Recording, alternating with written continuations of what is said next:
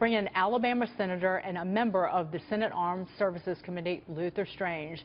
Senator, do you believe last night's speech was a turning point for the president in unifying at least the GOP around his foreign agenda?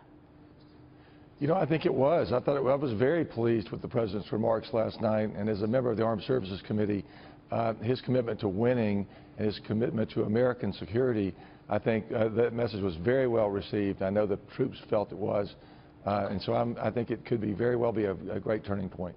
Senator Darren Porcher's here. He served in the military, also a longtime veteran of the police department here in New York City. Darren? Good morning, Senator. I'm so glad that you're on. Morning. Question, you're a GOP senator. Have you been a pro-Trump supporter from the beginning since day one? I have. Okay, so do you see this speech as something that, quote unquote, grew the tent and had the ability to connect with people that were non-Trump supporters?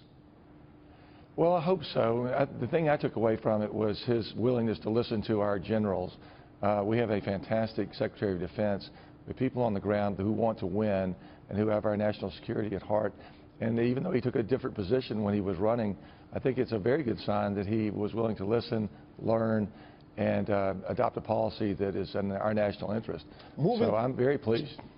Moving forward, what do you think the president's strategy should be in terms of connecting with the electorate? Because remember, right now, Trump is at a 31% approval rate.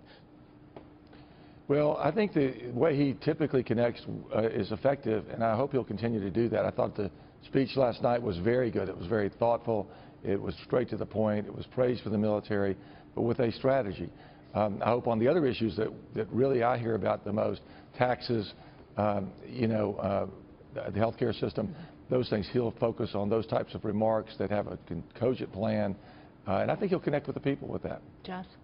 Oh, good morning, Senator. Jessie Charla here. I was wondering if you could share some of your thoughts about the upcoming rally tonight in Phoenix. We know that the mayor of Phoenix actually asked the president to delay the rally. He's still going. What do you think that we can expect from him? Will it be more campaign style, or will he continue to take the more moderate tone that he had last night in his primetime address? Well, he has his own style. I've been to a number of his rallies, and he does like the rally format. And it's a way to encourage people. I think it'll be a thoughtful rally, though. I think he'll be there to talk about his speech last night. And I hope he'll address some of the other issues that we just talked about, that are really the ones that affect people's lives on the ground. And we've got so much to do in Washington. That's where I'd like the focus to be. And on that note, the Trump administration is still pushing for tax reform despite opposition from Democrats. This comes as Treasury Secretary Steve Mnuchin says that the president may keep the carried interest tax break for firms that create jobs, but eliminate it for hedge fund managers. There's the raising the debt ceiling, keeping the government open, passing a budget, and then getting to tax reform. Do you think tax reform is going to get done by the end of this year? Oh, I certainly hope so. I'm going to do everything I can to make Senator, sure it gets done. no offense, but everybody says they hope so. Yes or no? Are y'all going to get it done or not? It's not our, we hope. You guys have the reins. You can actually do something about it. If I was in charge, yes, absolutely, because that is, and I call it tax relief. That's what people need. So if I have anything at all to do with it, my one vote in the Senate will ensure that that happens. Senator, it's Kevin Kelly. You're boots on the ground right now after this failed health care debacle that happened. What is the sentiment going on when you're talking to your constituents, especially with the election? Are they frustrated that this president led with health care? Are they more focused on tax reform? What are their thoughts about what happened with trying to repeal and replace the Affordable Care Act?